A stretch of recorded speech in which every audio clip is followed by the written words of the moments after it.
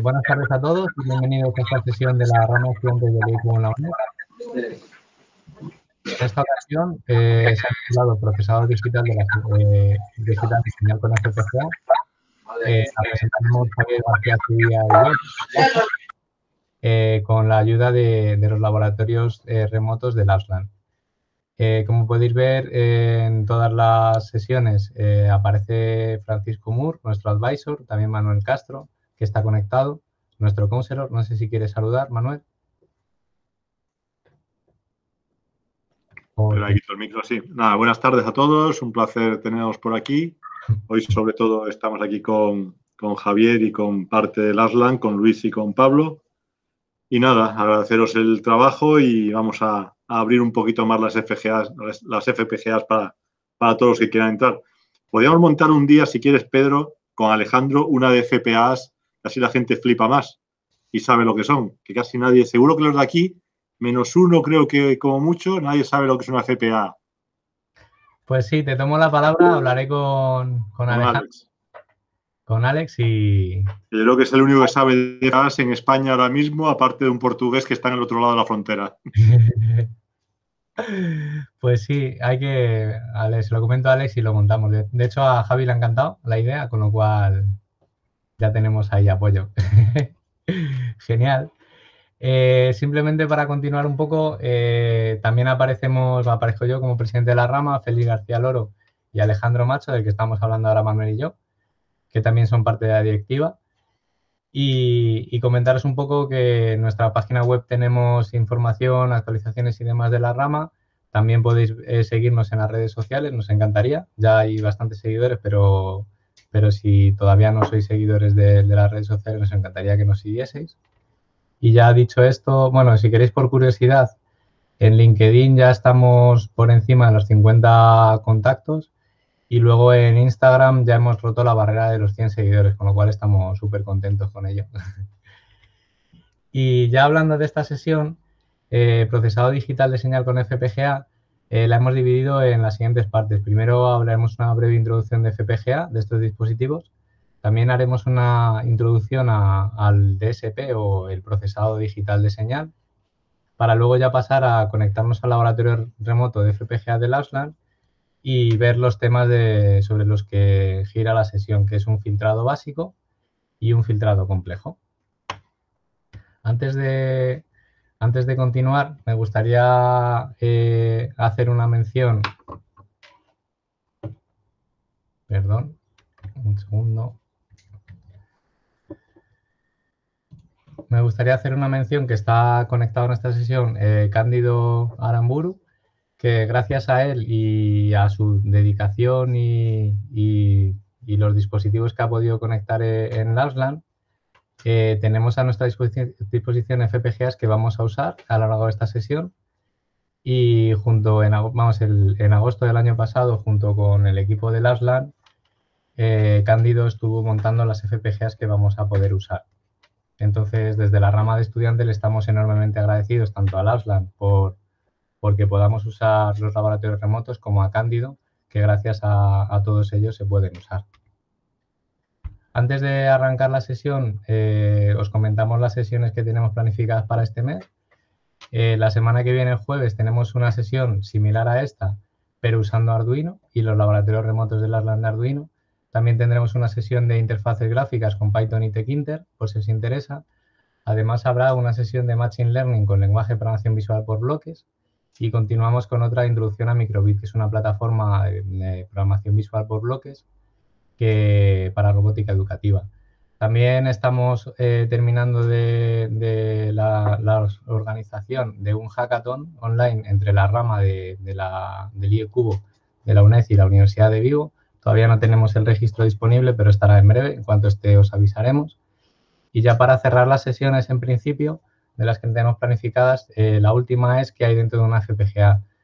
Que esta sesión, aprovechando que está Javier conectado, fue idea suya y es una gran idea en la que veremos qué es lo que hay dentro de una FPGA, qué componentes, qué elementos hay, cómo podemos usarlos y demás. Entonces, os animamos a que os registréis y que os participéis en estas sesiones también futuras. Hablando del ASLAN, Hicimos una sesión ya hace un tiempo, el mes pasado, en la cual se veía LabsLAN y todos los laboratorios que hay disponibles para poder ser usados en entornos educativos, incluso a nivel personal. Podéis consultar el canal de YouTube y el enlace de esa sesión y os animamos a que la veáis y veáis todas las posibilidades y todas las ventajas que tiene usar laboratorios remotos de LabsLAN, que la presentan Pablo Orduña y Javier García Zubía. En esta ocasión no va a haber enlace gratuito, ya nos dio LabsLAN enlace gratuito para otra sesión anterior de FPGAs, incluso en la sesión de presentación de FPGAs también nos lo dio. Y si queréis usar los laboratorios de remotos de FPGA, durante 6 meses hay una oferta que son 6,95 euros. Es un precio que considero que es muy bajo frente a lo que sería tener una FPGA en casa. Como comentó Javier en su día, tener una FPGA en casa y un software para programarla, para trabajar con ella, implica que tengas que instalar un programa de unos 6-10 gigas, dependiendo del fabricante. Tienes que tener una placa, tienes que tener dispositivos y como veréis, solo por 6,95 euros usándolo durante 6 meses, es un precio bastante bajo para poder aprovechar todo el potencial y poder trabajar con ellas. También en relación al COVID-19 hay un enlace en el que LabsLAN para profesores facilita acceso a los laboratorios remotos. Entonces también os recomendamos que lo visitéis. Entrando en el contenido de la FPGA, como introducción a FPGA, comentaros que son dispositivos reconfigurables, son muy flexibles y aceleran el procesamiento. Estas 3 características que hemos resaltado en este momento, en primer lugar, lo de que son reconfigurables significa que yo tengo una FPGA con un diseño en VHDL o en un Verilog, en el lenguaje que se quiera, y yo lo puedo reconfigurar en el momento que quiera. Le conecto un cable con un ordenador y puedo cambiar el diseño en cualquier momento. El tema de que son flexibles, como es lógica programable, podemos prácticamente desarrollar cualquier circuito, describir cualquier circuito y desarrollar prácticamente cualquier funcionalidad. Y la aceleración de procesamiento, por naturaleza la FPGA, son dispositivos que se promueve el que haya ejecución concurrente. Podemos tener tantos procesos como queramos definir, siempre que los elementos que haya en la FPGA nos lo permitan, y poder ejecutar todo en paralelo. Entonces eso es una ventaja que acelera muchísimo el procesamiento de datos y demás. Si tenéis curiosidad por indagar un poco más y no pudiste asistir a las sesiones que hicimos de FPGAs, hicimos una introducción a FPGAs, primeros pasos en el diseño microelectrónico, donde se dan unas pinceladas de estos dispositivos. Está en el canal de YouTube la sesión, la podéis ver en cualquier momento.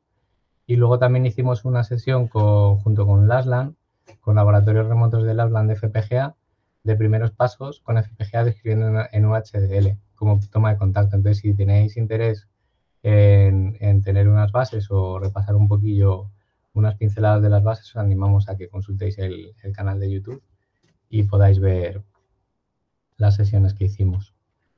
Ya pasando a la parte de DSP o el procesado digital de la señal, es el procesamiento de señales digitales y es una de las tecnologías más poderosas que darán forma a la ciencia y la ingeniería en el siglo XXI, en el que estamos. Solo por curiosidad, que lo comentó ya Manuel Castro en una sesión de FPGA, estos dispositivos, para una tecnología que está en auge ahora, blockchain, puede que sea uno de los mejores dispositivos con los que trabajar en relación prestaciones-coste. Y luego, como veremos, para procesado digital de señal, son unos dispositivos bastante cómodos y asequibles. Perdón. Como campos de aplicación, hemos enumerado algunos, hay multitud, pero que sepáis que las FPGA se utilizan extensamente en comunicaciones, en tratamiento de imágenes médicas, aplicaciones de radar sonar, también música de alta fidelidad, prospección petrolera y multitud de campos. Tienen muchos campos de aplicación. Si queréis formaros o queréis acceder a educación de diseño, o sea, de procesamiento digital de la señal, os recomendamos que tengáis un aprendizaje general de los conceptos que se aplican a este campo en conjunto. Es decir, el DSP o el procesado digital de señal es un área de conocimiento muy, muy amplio. En esta sesión daremos unas breves pinceladas usando FPGA como dispositivo, pero es muy amplio. Entonces, sí que es interesante que os forméis a alto nivel y que veáis en qué área os queréis desarrollar. Y luego ya cuando lo hayáis decidido, aprender técnicas especializadas para ese área de interés.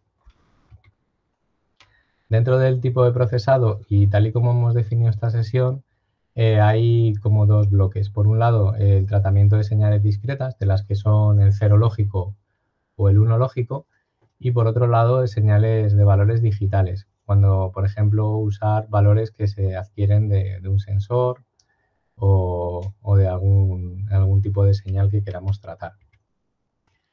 Y ya para continuar, hablando del laboratorio de Larsland, como veis, la conexión podemos elegir entre una interfaz de desarrollo VHDL con este lenguaje de programación o también con Verilog.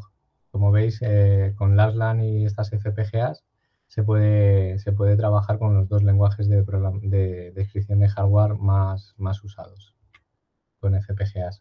El aspecto que tiene el interfaz de desarrollo de Larsland es, como veis, tiene un botón de información, también tiene otro botón para hacer la síntesis y, por último, hay un botón para enviar lo que hayamos sintetizado de nuestro diseño a la FPGA.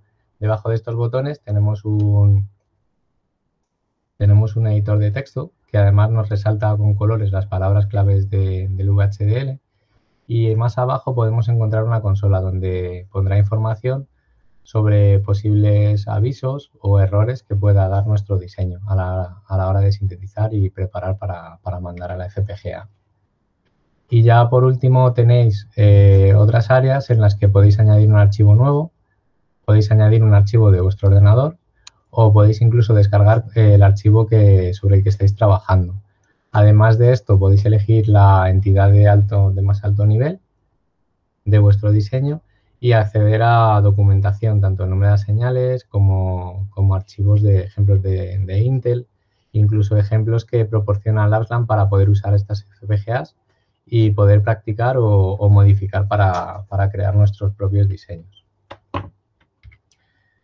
Y ya por último, si hemos hecho la síntesis y hemos solicitado acceso al laboratorio de FPGA, tendremos una FPGA de este estilo. Hay dos tipos de FPGA, esta es la D2 y también está la D1, la que usaremos será la que esté libre.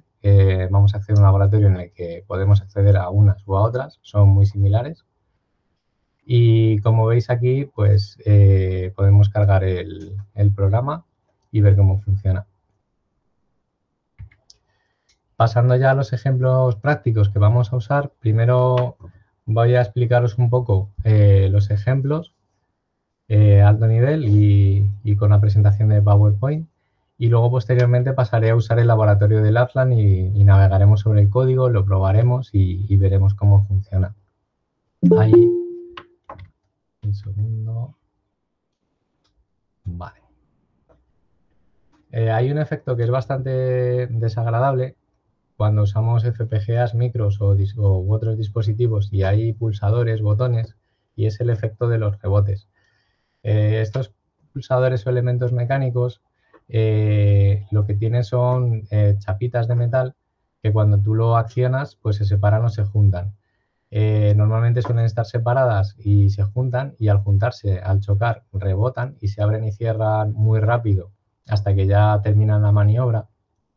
Y lo que podemos observar cuando activamos un pulsador durante un tiempo y luego lo liberamos es que la FPGA o un micro lo ve como pulsos estrechitos, más anchos, hasta que ya termina de cerrarse o de abrirse. Como veis en la imagen, está el transitorio de la maniobra de cierre y la de apertura, ambas maniobras. El mini reto que os proponemos y que voy a ir desarrollando yo y con el que vamos a trabajar es cuántos rebotes se detectan al usar un pulsador.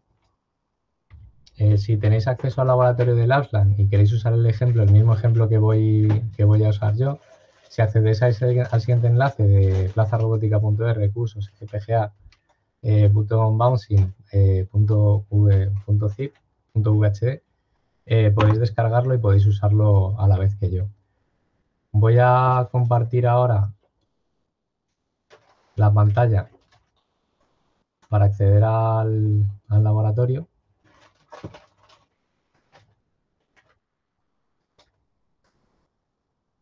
Vale.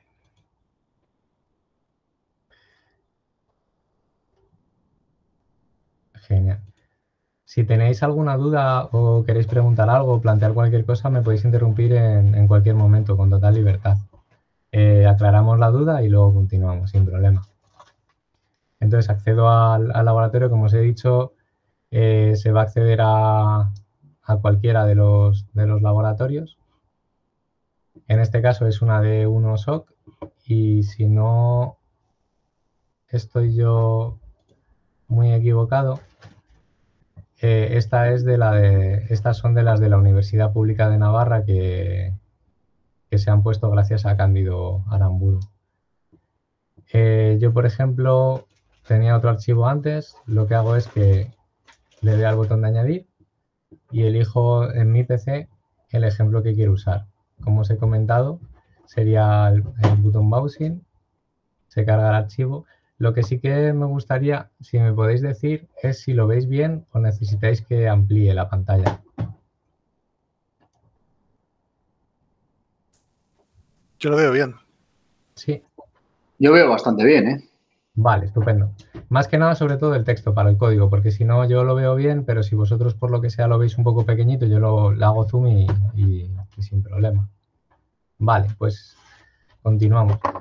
La parte esta de aquí, bueno, como supongo que ya sabréis, si es la primera toma de contacto que tenéis con FPGA, me lo comentáis y me paro en las cosas que pase por alto. Incluso si por lo que sea comento algo y queréis que lo explique un poco más, porque lo he pasado por alto, también me lo comentáis y lo explico. Esta es la parte de las bibliotecas donde usamos las que son de estándar del IE Cubo. Esta sería la entidad. Lo que he hecho en este ejemplo es coger la señal de reloj y luego he cogido los botones, los 4 botones, y luego también he cogido cuatro interruptores. Y por último, como salida, pues vamos a usar los 7 segmentos, todos los 7 segmentos. Ahora veréis para qué. Como veis aquí están definidas todas las señales que vamos a usar. ¿Qué queremos hacer? Pues queremos detectar los flancos y detectar el tiempo en milisegundos que está activa la señal. Entonces aquí hay una serie de señales para cada botón. Y luego, para mostrar los resultados o los valores que queremos, hay otras señales que están definidas para los 7 segmentos y para secuenciar los datos como vayan saliendo.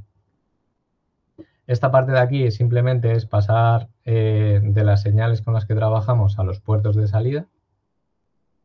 Y luego aquí ya empiezan los procesos con los que vamos a hacer la detección de los flancos, de los botones. Entonces, lo que hacemos es, primero registramos la señal, el puerto de entrada. Lo que hacemos es una copia cada ciclo de reloj. Y luego, en esta parte de aquí, voy a saltarme primero esta línea para explicar esta y luego vuelvo. Y ahora veréis por qué. Lo que hago es que si la señal en el momento actual vale 1 y en el momento anterior, la que yo había registrado y guardado en el ciclo de reloj anterior, vale 0, es decir, valía 0 y ahora vale 1, hay un flanco de subida, lo que voy a hacer es que en mi señal de flancos la voy a incrementar en 1. Y luego esta parte que me había saltado al principio es simplemente que utilizo el switch 1 cuando se activa para resetearlo. O sea, va a estar todo el rato contando flancos y si yo por lo que fuese necesitase resetearlo para empezar otra vez de 0, pues pulsando el botón, el interruptor 1, lo puedo hacer. Estos procesos de aquí son exactamente iguales, pero para los botones 2 y 3. Y luego, ¿cómo contamos los milisegundos? Pues con un contador.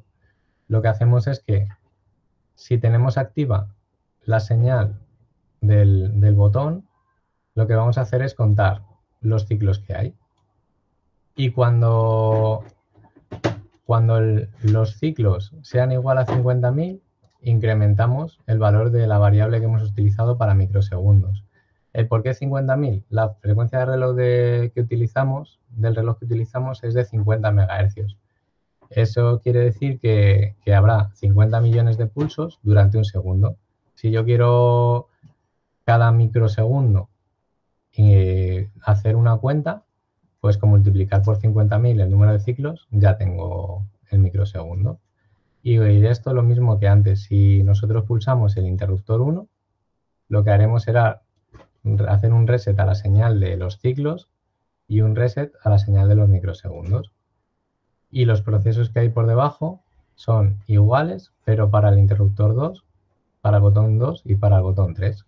Como veis, para el botón, que no lo he comentado antes, pero bueno, aprovecho ahora.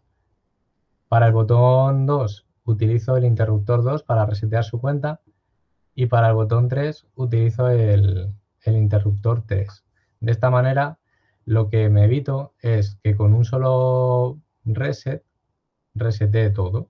Independizo, puedo resetear todo el circuito entero con el botón 0 o puedo hacer un reset parcial con estas señales. Una vez que tenemos ya almacenado el número o la cuenta de los flancos y de los microsegundos que hay en cada señal, lo que vamos a hacer es secuenciar los datos que hemos obtenido y enviarlos a los 7 segmentos. Para eso se utiliza un contador y luego está una señal que almacena el valor de cuenta de secuencia. Si veis, cuando se llega al final de la cuenta, está pensado para que tarde un segundo, dos segundos, ¿vale? Como es 10 millones, con 50 millones tendremos un segundo y 10 millones es 2 segundos. Cada 2 segundos el secuenciador avanzará. ¿Cómo avanzará? Pues con esta parte de aquí. Lo que hacemos es un sencillo registro de desplazamiento. Tenemos nuestro registro, el show sequencer, que este es para mostrar la secuencia de datos. Y lo que hacemos es que desde el bit cuarto hasta el 0, lo mantengo tal cual. Y por la parte menos significativa le añado un 1. De esta manera, cada 2 segundos, el secuenciador empezará en 0, todos ceros, luego valdrá un 1 su bit menos significativo y se irá incrementando hasta que llega a su valor máximo, todo unos. Esto lo vamos a usar en el proceso siguiente, donde mostramos los datos, y aquí, en este proceso combinacional, estamos analizando el valor del registro de secuenciador, y en función de lo que valga, lo que vamos a ir haciendo será mostrar unos datos u otros. Pues cuando está el bit menos significativo activo y los demás no, lo que hago es que en el primer dígito introduzco los 4 bits menos significativos de los flancos. En el segundo dígito, los otros 4 bits menos significativos. Y así sucesivamente hasta completar los 16 bits que componen el valor de cuenta. Y también lo que vamos a usar es un 7 segmentos para el tipo de dato. Será o una E para los flancos o una C para la cuenta del tiempo. Y también indicaremos el identificador del botón, que es el que toque. Y luego para cada combinación vamos haciendo lo mismo. En este caso sería para el flancos del botón 1. Esto sería para valor de cuenta del botón 2, del botón 1, perdón. Y así sucesivamente para el 2 y para el 3. Si por algún motivo nuestro registro de secuenciamiento obtuviese algún valor que no es el que debería, lo que se van a mostrar son es. Como por ejemplo que valga todo ceros. Como veis, el 0 no está contemplado en este case. Si vale todo ceros, valdrá es. Pero si también por el motivo que fuese cogiese otro valor que fuese 1, 1, 0, 0, 1, 1, por ejemplo, también mostraría es, dando a entender que hay un error. Y ya para acabar, que esto lo vimos en la sesión de introducción a FPGAs con Lapsland, lo que vamos a hacer es todos los dígitos los vamos a volcar en los 7 segmentos. el primer dígito al primer 7 segmentos, el segundo al segundo y así sucesivamente hasta usar los 6-7 segmentos. Entonces, si queréis, lo que vamos a hacer es, si tenéis alguna duda o queréis que paremos en alguna parte, me lo comentáis con total libertad. Le voy a sintetizar. Bueno, como veis, solo por curiosidad, ha tardado muy poquito en sintetizar. Es porque ya lo tenía sintetizado y probado para ahorraros tiempo a vosotros. Y es una ventaja que tiene el Auslan, que si ya lo tienes sintetizado no tienes que esperar otra vez. Pero como veis, la envergadura de este circuito ya es bastante grande. Y tenemos señales que, bueno, esto tampoco es que tenga mucho peso, pero tenemos este contador, por ejemplo, que tiene bastante tamaño. También tenemos este contador que tiene también bastante tamaño. Estos son bastantes bits y son bastantes registros y lógica. Entonces, al final, esto se traduce en que el proceso de síntesis, el rutado y demás, tarde bastante. Pero bueno, tampoco... Nos conectamos ya a la FPGA. Ya se nos ha asignado FPGA. Y como veis, esta FPGA que estamos usando es de la Universidad Pública de Navarra. Es una D1 y aquí tenemos los 7 segmentos. Este de la derecha sería el menos significativo y así hasta el sexto. Como veis, de momento no hay ni flancos en el pulsador 1, ni en el 2, ni en el 3. Si, por ejemplo, pulso el botón 1, vemos que ha cogido un flanco, pero si os fijáis, está en hexadecimal, pero es 1,9F en hexadecimal microsegundos, son bastantes. De hecho, por curiosidad,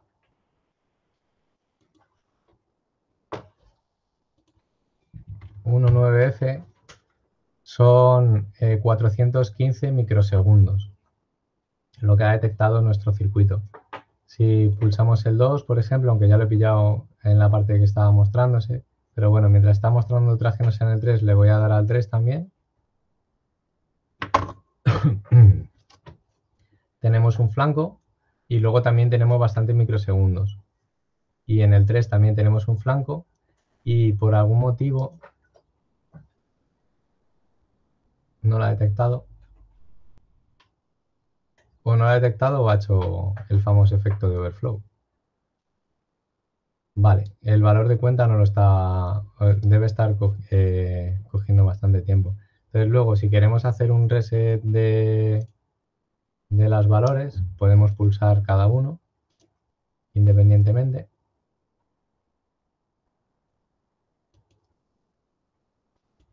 Vale, y ya en los 2 minutos se nos ha acabado. Pero vamos, ya habéis visto un poco cómo funciona el circuito.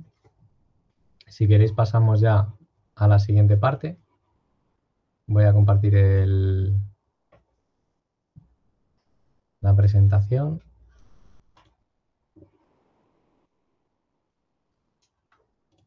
Vale.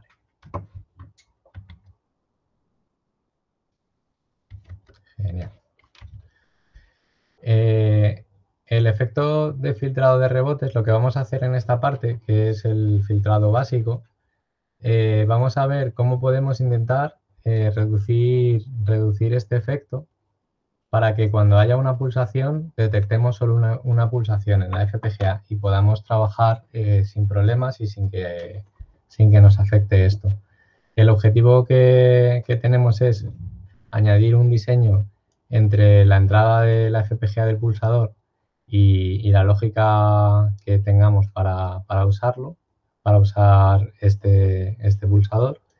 Y lo que queremos es que cuando haya un tiempo de pulsación, el que sea, tengamos solo un ciclo de reloj activa la señal.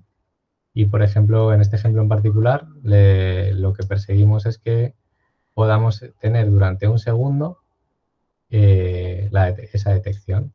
¿Cómo se podrían filtrar los rebotes? ¿Se os ocurre alguna manera? Vimos algo parecido en la otra sesión de FPGAs, pero si queréis podéis descargaros también de Plaza Robótica el archivo Bouncing Filter, que es el que voy a usar. Y voy a compartir otra vez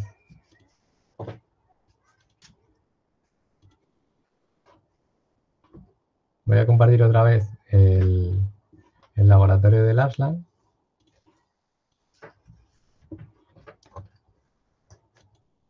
Y vamos a coger este ejemplo. Entonces, vamos a verlo, es Bouncing Filter, y lo vamos a ver un poco por encima, y luego ya vamos a ver cómo funciona. Como veis, esto no ha cambiado, simplemente se han hecho modificaciones dentro del diseño. No se han modificado los puertos ni nada. ¿Cómo vamos a hacer el filtrado? Pues lo primero que vamos a hacer es usar un temporizador, y cuando ese temporizador esté en su valor de reset, el valor de inicio, lo que vamos a hacer es detectar, como hemos hecho antes, el flanco. Si nosotros detectamos el flanco, vamos a activar la señal de filtrado. Y también vamos a activar un contador. Entonces, si no hemos llegado al valor de arranque de nuevo, lo que vamos a hacer es poner esta señal filtrada a 0 y vamos a seguir contando. Con esto lo que conseguimos es que vamos a activar durante un ciclo de reloj nuestra señal filtrada, porque al ciclo de reloj siguiente la vamos a poner a 0. Esta parte de aquí es la misma para el segundo botón y esta parte de aquí es la misma para el tercer botón. Luego, esta parte de aquí es la misma. Vamos a contar lo mismo que teníamos antes, contamos los flancos, pero en esta ocasión ya estamos usando nuestra señal filtrada para el botón 1, para el botón 2 y para el pulsador 3. Y también vamos a contar los microsegundos, tanto para un botón con la señal filtrada, como para otro botón, como para el tercer botón. Si os fijáis, aquí ya no hace falta hacer detección de flanco, porque como sabemos que nuestra señal filtrada solo está activa un ciclo de reloj por pulsación, con detectar que está activa ya podemos contar los ciclos y los flancos que está activa. Y esta parte es igual a la del secuenciador, esta es exactamente la misma. Si os fijáis en esta parte, que la he pasado rápido y por alto, aquí esta señal que utilizamos para filtrar, que si vale 1 o si la voy incrementando y demás, no tiene límites, o sea, no se va a incrementar siempre. Nosotros lo que vamos a hacer es, gracias a la definición de introducir un rango en los enteros y dar un rango que definimos nosotros propios, lo que vamos a conseguir es que cuando valga 50.000, automáticamente se va a poner a valor 1. No utiliza el rango de enteros definido por el estándar IEcubo. Entonces le damos a sintetizar este ejemplo. Como ya lo había trabajado y lo había probado, se sintetiza súper rápido y lo vamos a cargar en la FPGA.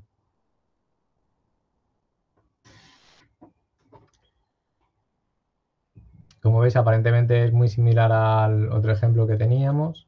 Puedo ir pulsando el botón 1, pulso el botón 2. Estoy evitando que la pulsación coincida con que se muestre, simplemente para que se vea bien. Y si os fijáis ahora, en cada pulsación se detecta un solo flanco y ya no hay un tiempo de activación de microsegundos, ya ni 400 y pico como hemos visto antes, no hay tiempo de activación de microsegundos. Entonces ya tenemos una señal limpia. Ya cada vez que pulsemos un pulsador, vamos a tener una pulsación limpia. Si yo, por ejemplo, dejase el 1 mucho tiempo, más de un segundo,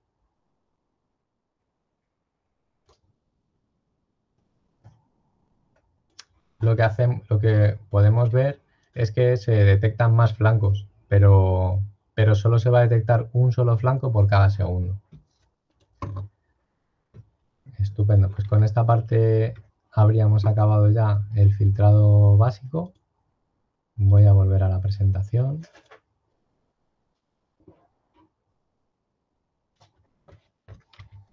Y ahora vamos a trabajar un poco un ejemplo o una aplicación de filtrado algo más complejo. En este caso lo que hemos hecho es un emulador de un sensor con ruido. Como podéis ver en el esquema es muy parecido al anterior, lo único que en vez de tener un pulsador pues tenemos un sensor. ¿Qué es lo que hacen los sensores con las FPGAs? Pues le proporcionan los datos de, por ejemplo, un sensor de ultrasonidos de distancia, pues le dirá la distancia a objeto que hay, obstáculo que hay. Con este tipo de sensores y de hecho con sensores más o menos económicos, yo sí que he experimentado que hay veces que te dan un valor raro, un valor que no es real, por el motivo que fuese, por ruido o por lo que sea. Y lo que hemos hecho es modelar estos datos para que os hagáis una idea de lo que sería una pulsación como la que hemos visto antes, de 0 a 1, o una distancia de un objeto que se mantiene esa distancia durante un tiempo y luego se vuelve a alejar, pero que cuando está alejado hay un pico y luego en el momento en el que está más cerca, pues también hay unas medidas un poco raras. En esta aplicación, lo que vamos a hacer es usar los LEDs con ciertos umbrales para detectar la distancia del sensor o el valor del sensor. ¿Cuál creéis que puede ser el efecto del ruido en las medidas recibidas? Podéis descargaros también el ejemplo en la web de Plaza Robótica, en el área de FPGA. Y voy a acceder al laboratorio del Aslan para cargarlo. Si queréis o si pensáis el efecto que puede ser y demás, lo podéis comentar o si queréis comentar algo, con total libertad.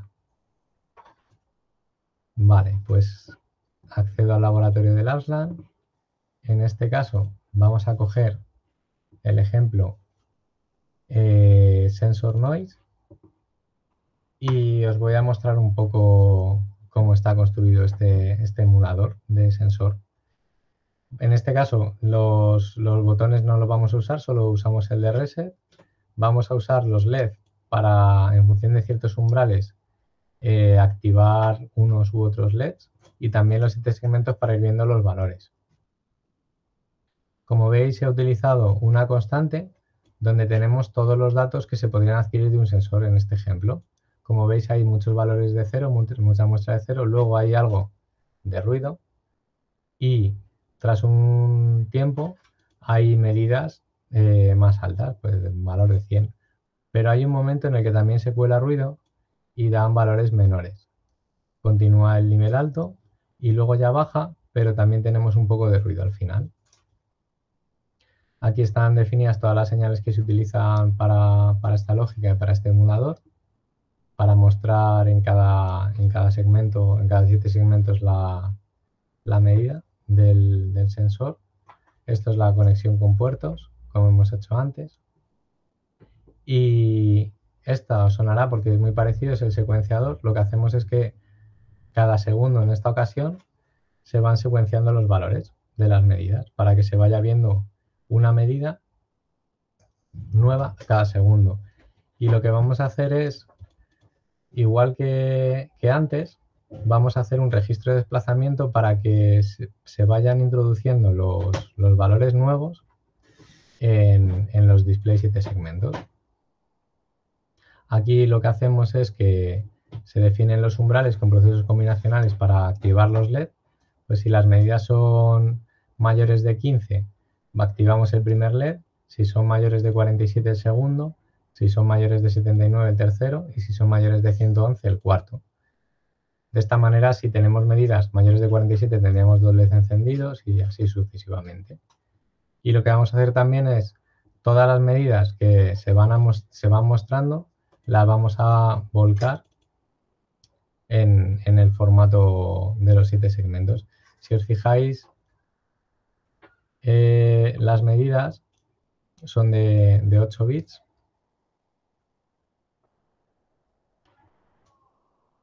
Y, perdón, las medidas son enteros Y luego para poder mostrarlas necesitamos tenerlas en formato 4 bits para que 4 bits los menos significativos vayan en 7 segmentos y los 4 bits más significativos vayan en otro. Esto lo conseguimos. Aquí estábamos. Tenemos la primera medida ya en formato para poder trabajar con ella en 7 segmentos. Lo que hacemos es una conversión. La Standard Logic Vector, como es entero, primero tenemos el entero aquí, lo pasamos a un signet con 8 bits y luego a Standard Logic Vector, que es el formato de la primera medida. Y una vez que tenemos ya en el formato Standard Logic Vector las 3 medidas, la vamos a pasar a los dígitos, que son de 4 bits. Y cuando ya tenemos los dígitos, a los 7 segmentos, igual que antes. Pues si le damos a sintetizar y cargamos en la FPGA,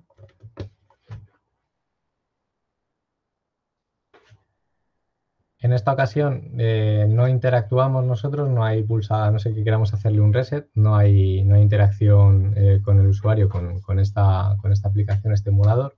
Como veis está todo a cero y ya ha venido una muestra de más de 111.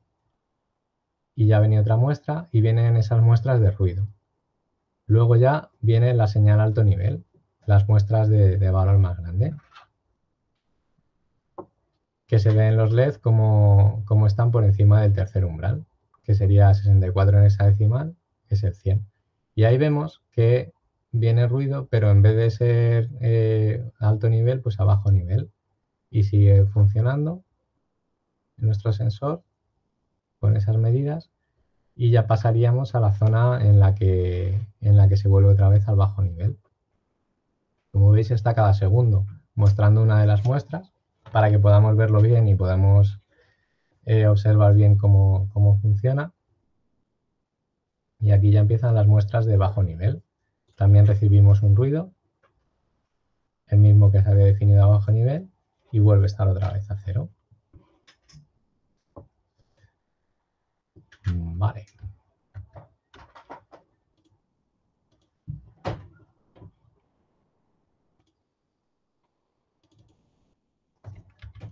Pues bien, el efecto del ruido este, lo que vamos a hacer es usar un filtro un poco más complejo del que hemos usado antes, en este caso para valores de sensores, y lo que perseguimos es que se consiga suavizar la forma o los valores que recibimos del sensor, de manera que no tengamos unos picos cuando no deberían estar, o unos valles cuando no deberían estar, que sea un poco más suave para que cuando procesemos eso y trabajemos con él no nos esté afectando nuestra aplicación.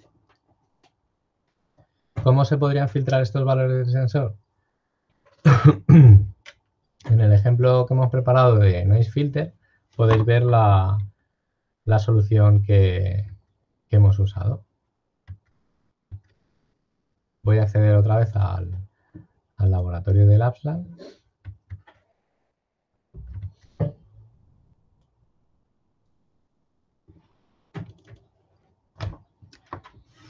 Y elegimos nuestro filtrado,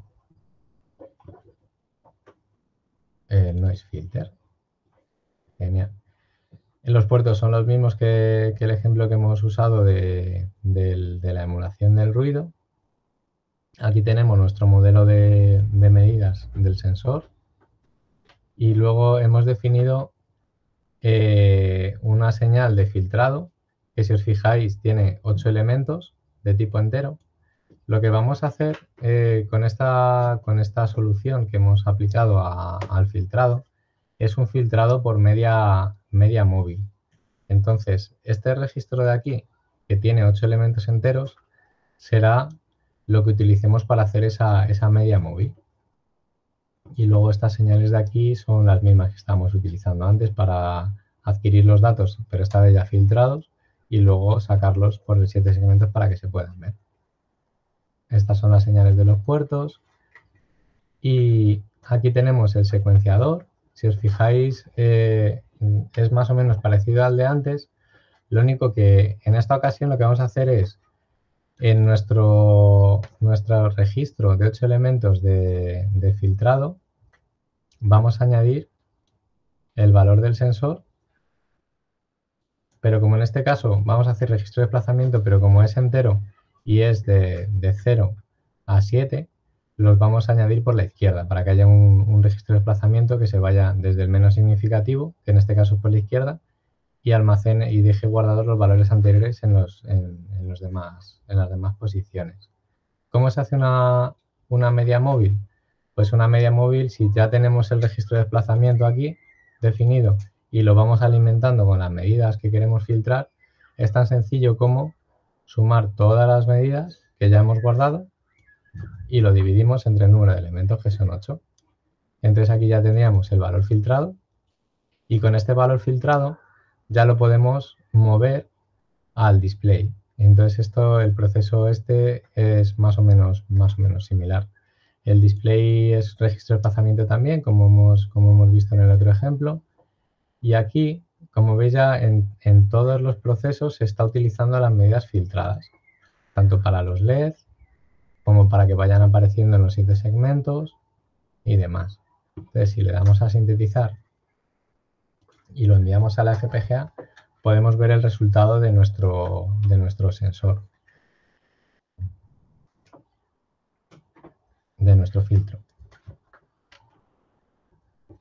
Esta primera parte va a ser igual que la anterior porque la media de 0 es 0, evidentemente. Y cuando empiecen a llegar los valores, el primer valor de ruido que cogemos, veis que ahora es una F, un 18, 18. Antes teníamos un valor bastante más alto, que era 127 en decimal. Si os fijáis ya empieza a ser más suave la respuesta. Empezamos a detectar y ya estamos en el valor de 64, que era el 100 en decimal. Entonces, y luego el valle que teníamos antes, que era bastante abrupto, pues ahora, si os fijáis, se ha suavizado bastante.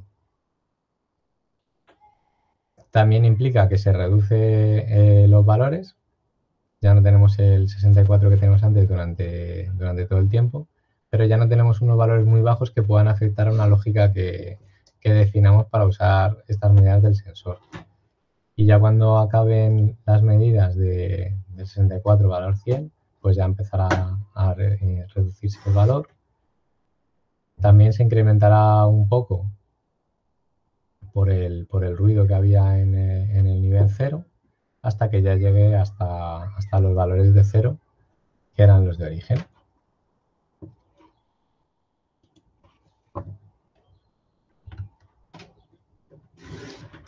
Genial.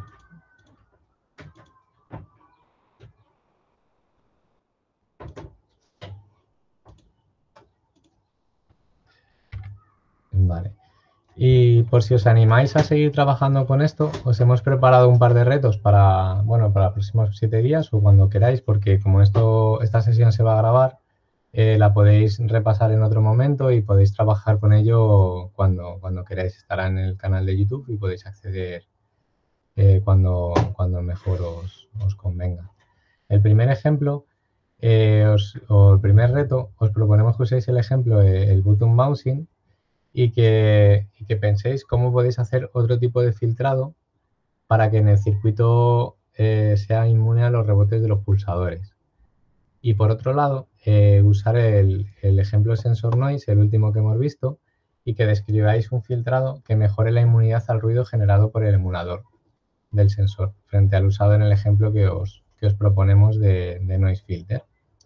Entonces, en principio, esos dos retos, si os animáis a trabajar con ello, estupendo. Si tenéis cualquier duda, curiosidad o queréis, por algún motivo, que os aclaremos alguna cosilla, pues os podéis poner en contacto con nosotros a través del correo peplaza@iec.net.es. También os animamos a que visitéis nuestra web y a que nos sigáis en las redes sociales. En principio hemos acabado con el contenido de la sesión. Si tenéis preguntas, queréis que aclaremos algo o alguna inquietud y demás, pues ahora podéis aprovechar si queréis.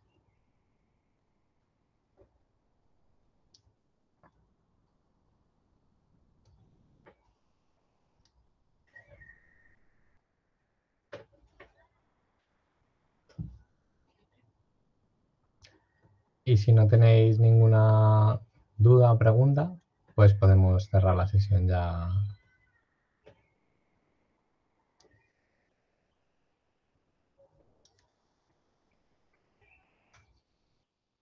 Genial, pues si no hay dudas ni preguntas, muchísimas gracias a todos los asistentes a esta sesión.